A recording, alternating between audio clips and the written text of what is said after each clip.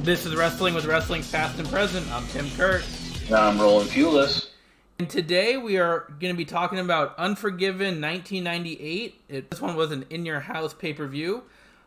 Since we are a day later this week, and we do apologize for that, it actually makes today the 22nd anniversary of that show. It happened on April 26, 1998.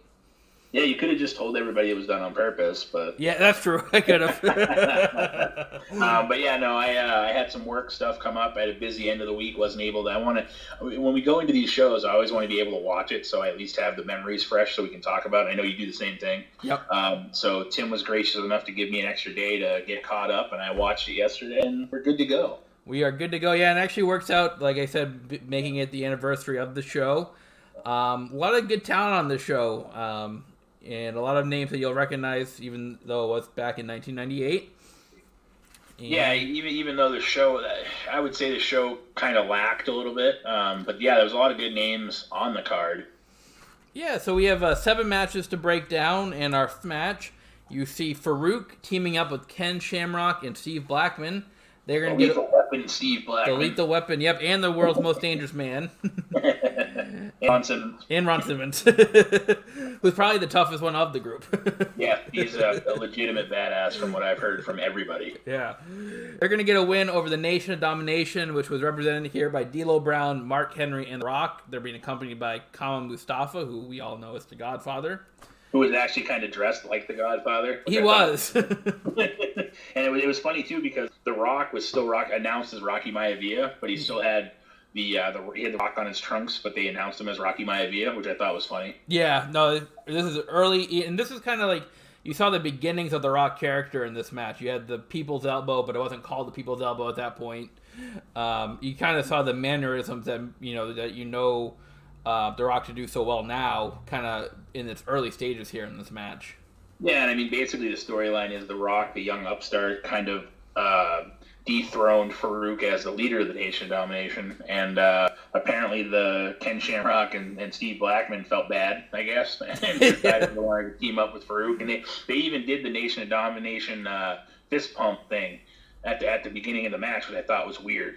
Seeing Farouk and Blackman and Shamrock do it. It was odd, but yeah, whatever. That was a little odd. And Farouk is still in his Nation of Domination gear. He didn't change up his gear or anything. And that's how the match started too, with Delo actually like pointing that out before he got a cheap shot in. Yep. It's like, we're the same, and then he slapped him. Yeah, I wouldn't want to slap Ron Simmons. I don't know whose bright idea that is, but overall, I thought this match was just okay for me. I mean, it's a decent opener to a show, but I don't think it got the crowd on fire like an opening match probably should have. Although I know The Rock was kind of getting a reaction from the crowd, being a heel here. But I thought the match was just okay. Yeah, I mean, you could see, Mark Henry still hadn't found himself yet. Delo, I think, is one of the more underrated performers from back then. I think he was very good at being like that upper mid-card level. Like, not quite the main event, but like at the upper tier, the mid-card level, and I think they used him well at times, but I think he also got lost in the shuffle a few times. But, Shamrock is, for him being a crossover guy, he was I forgot how good of a wrestler he really was. To be able to blend wrestling with his MMA and not look clumsy, I guess, is the best way to describe it. He's always looked really smooth, and I forgot how seamless that transition was for him. Yeah, no, totally agree. I mean, he's got an MMA background, and it's not always hard or not always easy to transition to wrestling, but yeah, he made it pretty seamless. Well, I mean, look at Ronda Rousey. When she first got in, she was very sloppy, but she had to kind of tone it down, and it looked very premeditated, like all of her strikes and stuff, because she used to actually go over there and try to knock people's heads off. Yeah. So, but Shamrock did a really good job of coming in and knowing what to do and make it look good. So, I mean, like I said, I often, looking back on it, I don't think I had the appreciation then that I do now for the change he made in the switch and how seamless he made it look. No, absolutely. Totally agree with you. So next up, we have a singles match for the European Championship. You have Triple H getting a win over Owen Hart here in about 12 and a half minutes. China would be involved in this match. He's kind of in a shark cage. If you remember, the shark cage match was between Chris Jericho and the Kevin Owens feud. Something similar like that, where China's in that cage. Yeah. The one thing I kind of took a note of this match is DX here is a heel, and I don't know if we really think of DX ever being a heel. I always think of them as being baby faces, but it was kind of interesting to note that they were working as heels here. Yeah, it's tough because, I mean, technically, after the Bret Hart thing, they kind of were like in between, kind of like Austin was. Like, you wanted to cheer for him, but like you didn't know if you should or not, because he was supposed to be a bad guy, and it was always a little bit of gray area, I think. But yeah, they definitely coming in were the heels, and they used classic. We're gonna get into the New Age Outlaws, but I mean the classic. When they joined and X-Pac joined the night after WrestleMania in '98, when Shawn Michaels went on, well, early retirement, I guess technically. They had a lot of steam, coming off of that, and this is only a month removed from it. Mm-hmm.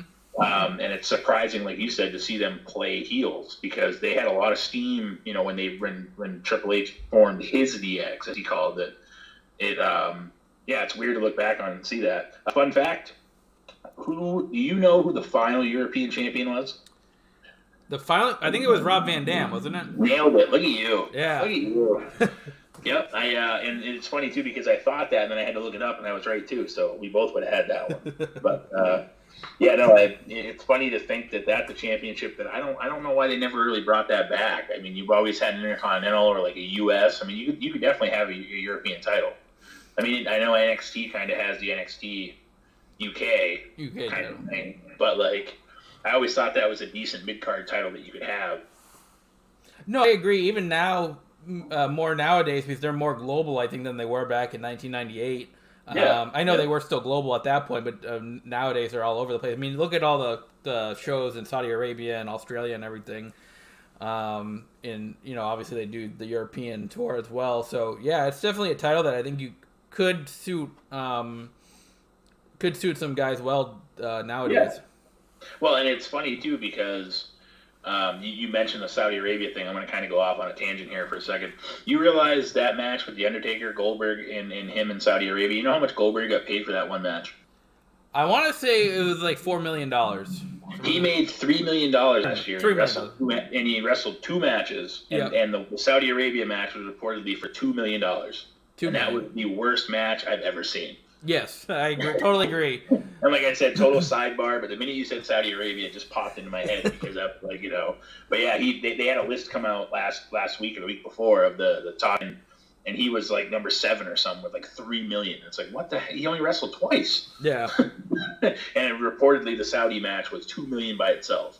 Yeah, that's crazy for 9 minutes of pure torture to watch. And he almost killed The Undertaker. Yeah. He dropped him right on his head. So yeah, I mean, again, nothing to do with what we're talking about here. You said Saudi Arabia and it triggered me. So we should note that the finish of this match, you saw X-Pac hitting Owen Hart with a fire extinguisher when the referee was distracted. That caused Triple H to get the win, and he retains the title. It was a nice little promo afterwards too with Owen Hart. He actually said the words "bullshit" on in the interview, which I thought was pretty edgy, especially at that time. Saying that, and this was the precursor to his enough is enough and it's time for a change gimmick, where he kind of joined Jeff Jarrett for a little while, and I think he was in the Nation for a little while too, wasn't he? He was, yeah, a little bit later on that year. Yeah, so I mean, this was kind of the precursor of it. He was getting sick of the BS, and I remember, Michael Cole interviewed him right afterwards, and that's what I took away from that at the end of the match. So next up, we have a match, and I'm not making this up. It's a tag team match for the NWA tag team titles. You have the new Midnight Express, represented by Bodacious Bart and Bombastic Bob, who we know as Bob Holly. And Bart, as we know, as Bart Gunn. As Bart Gunn. For all fame or dismay or whatever you want to call it. Yeah, whatever. The infamous Brawl for All. They're managed with Jim Cornette. They're going to get a win over the legendary Rock and Roll Express, obviously Ricky Morton and Robert Gibson here. This match, I kind of felt like filler to me. I didn't really care for this one that much. There was a funny moment in the match between Jim Cornette and Tim White getting into it. That was the highlight of the match for me. But other than that, I didn't really care for this one too much. Yeah, no, and they kind of teased it, saying that they had heard throughout the day there might be an add-on match. So I mean, I think that match, literally, like you said, was thrown together because they felt like the show was going to be too short without it. Yeah. And for what it wasn't terrible, but it definitely, I mean, the Midnight Express, if you use that term, throw Bob Holly and Bart Gunn together and call them the Midnight Express. I mean, whatever. They're not the Midnight Express, and they're not going to be the Midnight Express. But you have Jim Cornette, who's a great character and a great wrestling mind. Like you said, that spot with Tim White was actually pretty cool, where Tim White kind of untucks the shirt and threatens to fight him, and they both put their fists up and everything. And it wasn't bad, It wasn't great either, but it also wasn't Dennis Condrey and Bobby Eaton. Yeah. It was literally Bob Holly and Bart Gunn. Bob Holly, Bart Gunn, yeah. And I don't know if the crowd was really invested into this match. I mean, I don't know how much of them they really know the NWA history, being WWE fans. And so, yeah, I think it was just kind of there for me. But it was because it was in North Carolina, so I think a lot of the local people, they were hoping that the local crowd would get what was going on, but the national crowd probably had no ungodly idea who the Rock and Roll Express was. Yeah, or the old-fashioned Midnight Express either. Right, exactly. Yeah. So, like you said, it was filler. It was definitely entertaining, though. I will say that. But yeah, it's I don't know. So moving on, we have the first ever evening gown match between Luna Vachon and Sable. Luna will get the win here in about just under 3 minutes. An evening gown match, that's kind of one of the, the definition of the Attitude Era, these type of matches here where they were promoting, sexuality and everything like that. I hope when you're saying match, you're doing my infamous air quotes. Yeah, right? It wasn't really a match. It literally, like you said, it was trying to have sex appeal on a show that's edgy, that, tries to get the 18 to 34 demographic, I guess. And no offense to Luna, nobody wants to see her naked anyways. So everybody was there to see Sable anyway, so it was what it was. And they had the spot where it was with Goldust, well, the artist formerly known as Goldust. Mm-hmm. Where she got stripped under the ring, supposedly naked, and Goldust had his robe there, and it's gaga. It's exactly what it was. Yeah. And more filler, really. It was something to let Jerry the King Lawler, yell puppies and do his thing and gawk at Sable and whatnot. So that's all it was. There was no actual match there besides the one Sable bomb that was barely a Sable bomb. She barely got Luna up. Luna probably weighs nothing at that point. She barely got her up. But it was, by typical 98 Attitude Era match standards, nothing more than that. Nothing that you think of today with, Charlotte and Becky and Bayley and Sasha and all those people that can actually go. Yeah, it definitely wasn't meant to be a pure wrestling match, that's for sure. Like you said, it wasn't even like last week we talked about the Lita and Victoria match. It wasn't even close to that. No, it was just junk. Yeah. It's literally was a sex appeal spot that trying to get people to say, oh, do you see buddies at work the next day say, oh, do you see Sable in her brown panties? That's pretty much what it was. Yep. Yeah. I think here too, I believe Sable is just coming off a Playboy appearance too. So they're probably trying to capitalize on that. Right around that time, yeah. Yeah.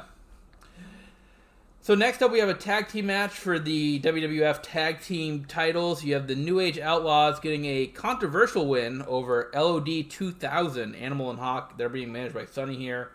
The finish, Hawk, I believe it was Hawk, goes for a German suplex on Road Dogg.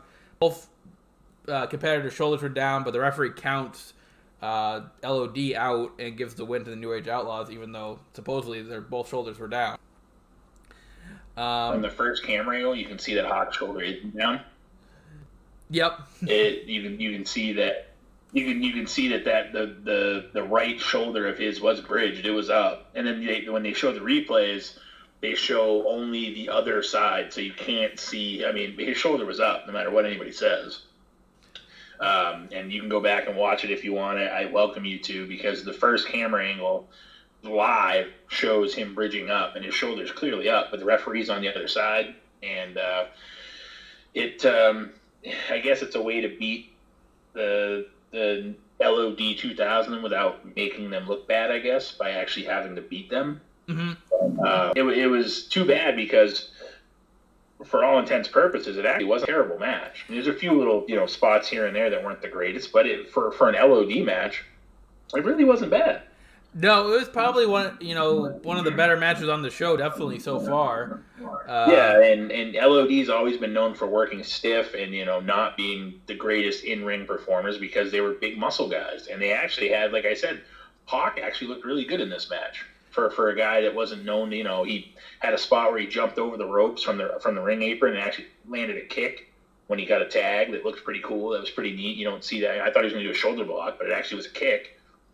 And it's unfortunate that they did it that way, because if they had done it, if it had the camera angle right the first time, it wouldn't have bugged me so much. I mean, back then it may not have bugged me, but watching it back now, my 34-year-old me is like, oh, come on, like, it's not even close. Yeah. And again, I know it's all food, again, air quotes. I know it's predetermined and whatever, but if going into the match that's how you're gonna end it, you got to make sure you don't get a camera angle of it. Yeah, absolutely. You got to make sure it goes off smoothly if that's your planned finish. Yeah, man. And like I said, the worst part is live. You can see him bridge up out of it, Hawk, and pronouns, pal. You can see Hawk bridge out of it, and unfortunately, it kind of ruined the finish for me. It could have been a good finish if they had the other angle, because you see where the referee was looking. He was clearly looking at the shoulder, except, like I said, he was on the blocked side of it, so the camera angle picked it up the first time, but then on the replay, they're only showing the other side. So it was, it could have been better if they had executed a little bit better, and I blame that on whoever's, if it was Kevin Dunn at the time, or whoever's calling the camera spots. You should have made sure they were away from that. But, I mean, it is what it is. Like I said, for what it wasn't a terrible match. I know I'm kind of rambling a bit, but I was actually impressed with LOD in this match, being that, it was later on in the 90s, and they had been around for 20 years at this point. Yeah, I think they just came back. They won a Battle Royal to get into that spot to challenge for the title. Yeah. So they were just kind of on its way back. And eventually you'll see LOD 2000, I think, with Draws being a part of it, too. I think Hawk had some personal issues going on. And so Draws was a part of that group. Draws, he ended up, like you said, taking Hawk's spot, because I think Hawk was battling some substance issues, I think. I'm not 100% sure, but I think that might have been what it was at the time. But either way, personal issues. But yeah, he's going to be able to draw with them. And then that was what they were banking on, the look, buying the shoulder pad, the face paint. You're always going to be able to market LOD. So it wasn't a bad idea. And like I said, for what it was actually a pretty good match. And after that, we see Jeff Jarrett going to perform with Sawyer Brown, a name from the 90s country band. Jeff Jarrett doing his best lip syncing there. Or his worst lip syncing, whatever. Or his worst lip syncing. Yeah. And after you see Sawyer Brown, what is the transition? You go to an Inferno match. Oh, of course, yeah. Because, you gotta light something on fire after that, I think. You go from that to a dumpster fire. Yeah, that really struck me as being really funny. Just they went from Sawyer Brown to Undertaker and Kane trying to set each other on fire. Yeah. This was the first ever Inferno match between Undertaker and Kane. Kane being managed by Paul Bearer here. The objective of the match, obviously, is to set your opponent on fire. This match, I was actually really looking forward to watching it, but to me it kind of under-delivered a little bit, although I don't know how much they could do with the flames being surrounded by the ring. They had to be extremely careful with what moves they did. Every time they did like a move, the flames would erupt and go high, like to the top of the ropes. So I kind of get that they were barricaded by what they could do, but this match kind of really underwhelmed me. Yeah, and like you said, you can only do so much, and in theory, it sounds like a great idea. It's like, we're going to surround the ring with, you do the Vince McMahon, we're going to surround the ring with fire. Then it makes it, how do you get out of the ring, or that only confines you to the ring, unfortunately. And I remember, I don't know if you saw the show on the network. I remember between the show on the network about it and between reading Kane's book, Mayor Kane, which I would have recommend to anybody if anybody hasn't read it. It's on Audible. Very good book. It's actually narrated by Glenn Jacobs Kane on Audible. Between those two, you kind of get a good guess of what happened about them having the walkthrough and them having, the pyrotechnician explain how to do everything and make sure you keep it away from your face and, don't bring it, bring it up too high and let it catch your hair on fire. And Kane was actually pretty nervous about the spot. And really, the spot where Undertaker jumped over the flames onto Vader and Kane, that spot when he then chased Paul Bearer, up to the Sawyer Brown stage, hit him with the drum set and stuff, that spot was designed for Kane to put on the fire suit on that arm. I don't know if people know that or noticed, but I remember, seeing that and having Kane's book, that it, kind of makes you think it as a spot, and you realize when Kane's down after he gets hit with a chair, he's kind of under the ring a little bit, and then that's how the diversion's made. And if you watch when the Undertaker and Paul Bearer fight up the Undertaker's more or less chasing him up the aisle, you can see some of the fans actually pointing at Kane in the stands. So they picked up on it too, the ones that were just there in the front row, noticing that Kane was doing something under the ring. So it was kind of neat to have that fourth wall be broken and watch it back after you know all this stuff to be able to see it happen. And if you watch the special on the WWE Network with Kane and Stone Cold Steve Austin, Kane accidentally did touch the fire by accident with his other arm. His other arm, and that was like it was like one of the times he got injured in the ring or something like that. Yeah, because when he got knocked into it, he went to brace himself, instinctively with both arms. Yeah, and he ended up touching the burner. And yeah, you got a burn, I guess, on that unprotected arm. But it's funny too, because when you watch the fire happen, and he goes to the back, you look at his arm, you go, wow, his arm looks totally different than what it did before. And then you don't really, as a kid, you don't understand what happened. But looking at it back, like, oh, we put a thing on. Oh, I get it. It all makes sense now. Yeah, I get it now. And just as a side note, today is actually Kane's birthday, so happy birthday to Kane. Yeah, Glenn Jacobs, mayor of Knox County, Tennessee, former 24/7 champion. Yep. Also, with the Rob Gronkowski thing, the 24/7 championship's kind of up in the air right now. That is true, yeah. It'd be interesting to see what they do with that. I wonder if they're going to have another a battle. Well, can't really go battle royal right now, but yeah, they made the mention of what if he gets a touchdown from Tom Brady, celebrating the end zone, somebody pins him. It was kind of like haha. But yeah, I don't think the WWE anticipated him going right back, so that's interesting too. But we should see. I guess we'll see what will happen here in the coming weeks and months. Yeah, absolutely. It'll be interesting to see what they do. If I'm WWE, I'm probably a little bit upset that he went back because he probably because obviously he didn't tell them that he had his intentions of going back to football. Because if they did, I don't know if WWE would do it as much with him as they already have. No, and I think they would have had him lose the title at WrestleMania after he won it too. Yeah, if they knew he was going back. Yeah, so I think WWE might be a little upset with him at the moment. Yeah, I mean, you don't know. They said that he signed the deal. Does that mean he only signed the deal for WrestleMania, or did he sign something for after that? Who knows? They didn't really get into detail. So, but yeah, you would think if they knew he was going back to football, or if he told them he might be going back, why would they leave the title on him at the end of WrestleMania? Yeah, no, you're right. You could have given it to anybody. All right, but getting back to Unforgiven 1998, we have one more match to talk about. It's our main event for the WWF title. You have Dude Love getting a win over Stone Cold Steve Austin, but it's by DQ. This match went just under 19 minutes. The finish here is McMahon was out watching the match. It was kind of teasing another finish like the Montreal Screwjob was. He kind of glanced over to the timekeeper. The timekeeper nodded. And eventually, McMahon and Dude Love are together. Stone Cold Steve Austin has the chair and swings it and hits McMahon, kayfabe knocks McMahon unconscious. And Gerald Briscoe actually makes the announcement tells Howard Finkel that Stone Cold got disqualified for hitting a WWE official. Yeah, it was kind of breaking that fourth wall too, because Mark Eaton had been the timekeeper for years in the WWF/E, and ironically enough, moving forward, he would be the guy chucking beer to Austin most nights. Yep. So it kind of comes full circle, but yeah, they were definitely teasing the Montreal Screwjob hard because.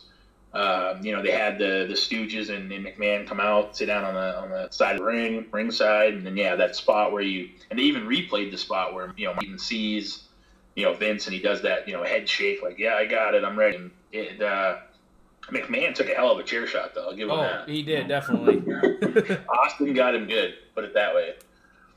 This is back, obviously before they stopped hitting people in the head, and when Austin got all of it, put it that way.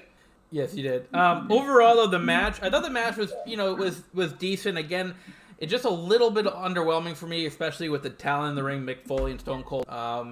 But I thought it was a decent match, but not one. Yeah, I would say, you have to go watch this one. Yeah, I don't think there's really anything on this show that I would recommend you have to see. Yeah. It definitely, obviously, if you're a fan, you should have already seen, at least bits and pieces of the Inferno match. But other than that, there's really nothing. Like I said, the sleeper match that I actually enjoyed the most might have been the tag match. Mm-hmm. I was surprised that the LOD, put on a show that well for what they were.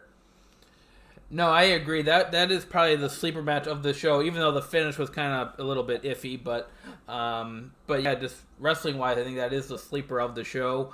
But overall, I'm gonna give this one a fairly low rating. I'll probably go with maybe like a 5.5. It was a lot of these matches left me underwhelmed. Yeah, no, I totally agree. I would even go maybe even lower than that, maybe 4.5, 5. It definitely had a lot of potential, and like you said, with the talent that was there, it was piss poor to say the least. I guess would be the best way to describe it. I mean, back in '98, maybe I thought differently, but going back to watch it, definitely didn't stand up, to the test of time at all. So, no, definitely agree. Yeah, definitely. Not one of the better shows that WWE produced. But coming up next week, we're going to talk about Payback 2016. Next week will be May 1st, which will be the 4th anniversary of that show. You have Roman Reigns and AJ Styles on top. So we're going to get into all things Payback 2016 next week. If you want to tell them our original plans and tell them we kind of had to switch them up thanks to Conrad and Bruce. Yeah, so we were going to talk about Backlash 2005 for a couple of reasons. One, next week would be the 15th anniversary of that show, and I was actually at that show. I was 14 years old at the time, and I actually had pretty good seats. I was on the floor of that show. That show took place in Manchester, New Hampshire. We're from New Hampshire. It's about 50 minutes from where I live. The old Verizon Wireless Arena. Yep. Now the new arena. So that was a couple things, but I did see on Twitter that Something to Wrestle with Conrad Thompson and Bruce Pritchard going to cover that show coming up in the next couple of weeks. So we don't want to piggyback or make it seem like we're piggybacking on some of the other wrestling podcasts out there. Well, plus it also gives everybody something else to listen to. Yes. So I totally agree, and their podcast would definitely get precedence over ours. So I agree, and we encourage you to listen to that podcast. Yep. They have a lot more inside knowledge than we can give you because Bruce working in the business for as long as he has. And he was there for most of it. Yeah, and we actually get a lot of our research and information from listening to that show. So we encourage you to check that out. That show, 83 Weeks, yep. Grill and JR, Arn. I like, the only one that I don't listen to much because they do a lot of watch-alongs is What Happened When with Tony Schiavone. I like the show. Yep. It's just they do a lot of watch-alongs and I don't have the time to watch. Yeah, no, I agree. I'm same boat here. The Eric Bischoff one, too, is one of my favorites. He gives you a lot of inside knowledge of the business and everything. So that's what I recommend. Yeah, no, Bischoff is, you realize how smart Bischoff really is when you listen to the podcast. So that's next week coming up for you. Payback 2016 will be the 4th anniversary of that show. Looking forward to, dissecting that show. But until then, I'm Tim Kurt. And I'm Roland Pulis. And this is Wrestling with Wrestling's Past and Present.